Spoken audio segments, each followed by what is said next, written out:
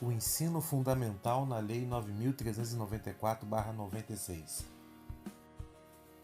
O ensino fundamental já foi o único ensino obrigatório por muito tempo no Brasil.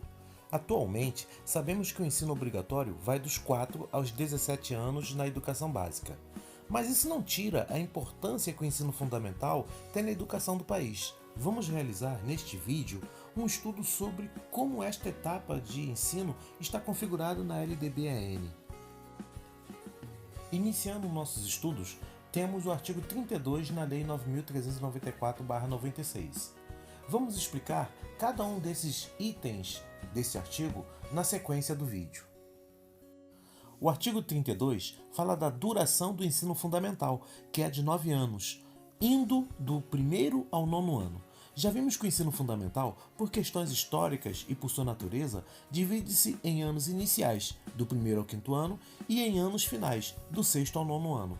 Este artigo também esclarece qual é o objetivo do ensino fundamental: proporcionar a formação básica do cidadão. Essa formação para a cidadania tem relação direta com a finalidade da educação nacional de preparar para o exercício da cidadania, expresso no artigo 2º. Essa formação básica do cidadão se dará mediante o desenvolvimento de algumas competências descritas a seguir. No inciso 1º, para se cumprir o objetivo de formar o cidadão, é preciso que se desenvolva a capacidade de aprendizagem de cada educando, tendo como meios básicos o pleno domínio da leitura, da escrita e do cálculo. Supõe-se, pois, que para se desenvolver uma cidadania plena, faz-se necessário saber ler, escrever e calcular, pois esses mecanismos podem possibilitar novas e significativas aprendizagens para a vida em sociedade. No inciso 2º, para se atingir o objetivo da formação básica do cidadão, coloca-se a necessidade de compreensão do ambiente natural e social, do sistema político, da tecnologia, das artes e dos valores em que se fundamenta a sociedade. Nesse sentido, para se tornar um cidadão pleno, crítico e atuante, deve-se compreender como o meio ambiente influencia e depende dos seres humanos, assim como se faz necessário compreender a sociedade, suas características, movimentos, pensamentos e ações, sobretudo do sistema político, com o qual os seres humanos organizam a sociedade, além de compreender as técnicas, métodos, processos, meios e instrumentos com os quais a humanidade produz e organiza seus espaços, além da compreensão das artes e dos valores que constroem e mantêm a sociedade, como a liberdade, a igualdade e a solidariedade. No inciso 3º, por sua vez, para se promover a formação básica do cidadão, deve-se desenvolver em cada educando a capacidade de aprendizagem, permitindo-lhes adquirirem ou construírem conhecimentos e habilidades e permitindo-lhes a formação de atitudes e valores, ou seja, sua formação ética e moral. E para terminar as competências que contribuirão com a formação básica do cidadão no ensino fundamental, o inciso 4º determina que se deve fortalecer os vínculos de família, os laços de solidariedade humana e de tolerância recíproca em que se assenta a vida social. Em outras palavras, faz-se necessário valorizar a família, primeiro e mais importante grupo e instituição social, e fortalecer a cooperação com seus semelhantes, desenvolvendo respeito às diferenças de qualquer natureza. Desenvolvendo as competências descritas nos incisos do artigo 32, a formação básica de um cidadão crítico, consciente, participativo, respeitador e solidário será facilitada no ensino fundamental. Continuando, podemos observar os seguintes parágrafos associados ainda ao artigo 32 da Lei 9.394/96. Agora vamos explicar cada um desses parágrafos. Os parágrafos 1º e 2º são complementares. No parágrafo 1º, faculta-se aos sistemas de ensino o desdobramento do ensino fundamental em ciclos. Já vimos no artigo 23 que qualquer etapa da educação básica pode ser organizada das formas mais variadas, de acordo com normas do sistema de ensino em que está inserido. Como o ensino fundamental é uma etapa da educação básica, pode ser organizado da forma que melhor convier, desde que observando o interesse do processo de aprendizagem. Pode ser em séries anuais, períodos semestrais, com base na idade, grupos não seriados e, dentre outras tantas possibilidades, também em ciclos. A organização em ciclos de aprendizagem, ideia muito difundida no final do século XX, parte do princípio de garantir mais tempo para a aprendizagem, alegando que no regime seriado o tempo não é suficiente. Então, por meio desse princípio, pode-se organizar os anos de escolaridade em blocos de 2 ou 3 anos em média, com uma característica chamada de progressão continuada.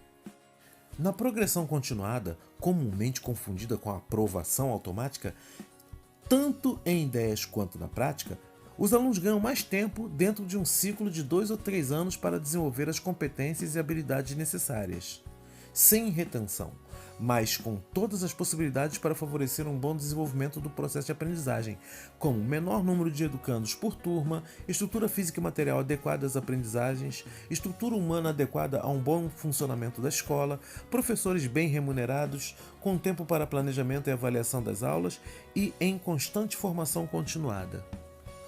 Por outro lado, se tais condições não são dadas, o que se pode perceber é um processo de aprovação automática, onde os educandos são promovidos para anos seguintes sem desenvolver as aprendizagens necessárias.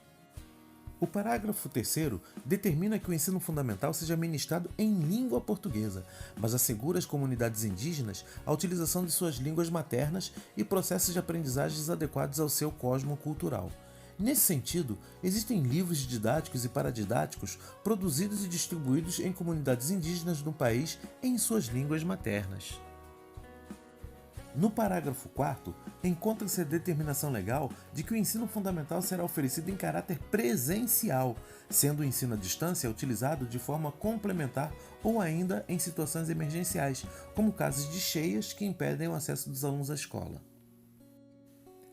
No parágrafo 5º, pode-se observar a obrigatoriedade de inclusão de conteúdos que tratem dos direitos das crianças e dos adolescentes em seu currículo.